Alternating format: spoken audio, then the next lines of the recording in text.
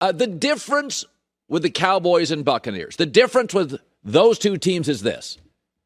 Dallas lost, and they feel pretty good about themselves today. I mean, Dak is healthy. Coming off 2 surgeries, he threw it almost 60 times.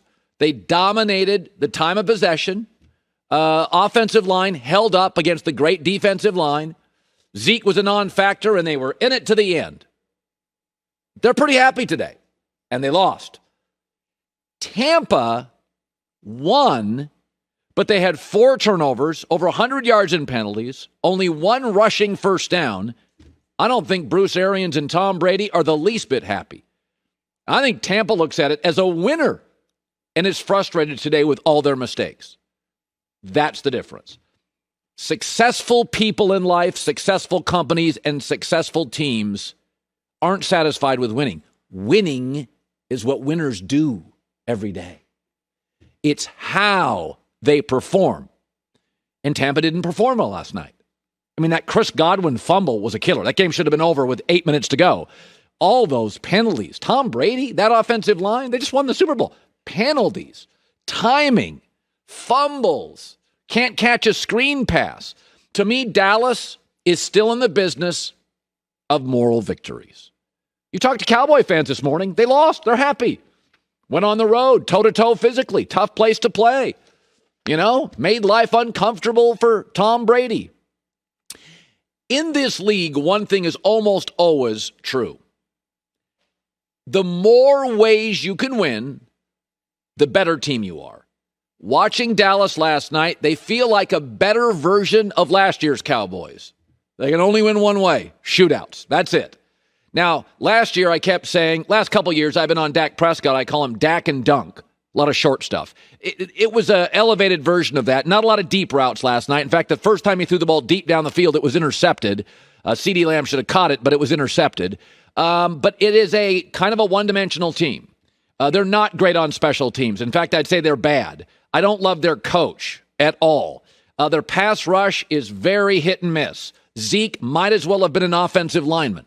They have one way to beat you. And for the record, the good news is Dak is productive. Dak played with a ton of physical confidence coming off surgeries. He hung in there. He was only sacked once, but they were hovering around Dak all night long.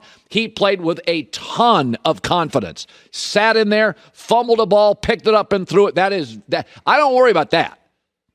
But this is a very Dak-dependent team. Very Dak-dependent. Now, here's the good news. It's not all negative. They don't face a playoff team from last year until November, Kansas City. If you look at Dallas' schedule, 3 of the next 4 weeks, they face rebuilding teams, Philly, Carolina, and New York. After that, they get Denver and Atlanta at home. So this is why I had Dallas as a 9-win team and a playoff team. I don't have them as a hosting playoff games, winning divisions. They got too much holes. They can only win one way.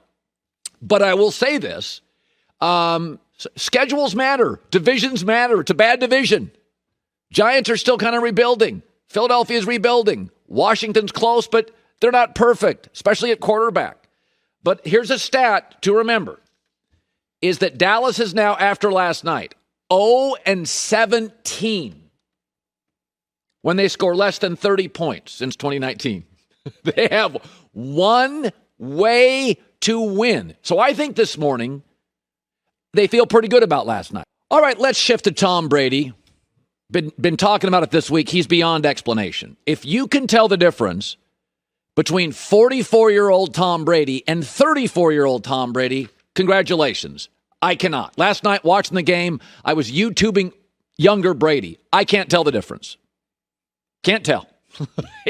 He threw a couple of seam routes that were lasers. I can't tell. Gronk and Brady looked like the same stuff I watched in New England 10 years ago. In fact, I thought Brady's numbers, which were really good, were actually deceiving. He went 32 of 50 in a 97 passer rating, but he had 1 pick and a Hail Mary. He had another pick because his running back couldn't catch a screen pass, and then he had 3 straight passes at the end of the game out of bounds purposefully to just eat some clock.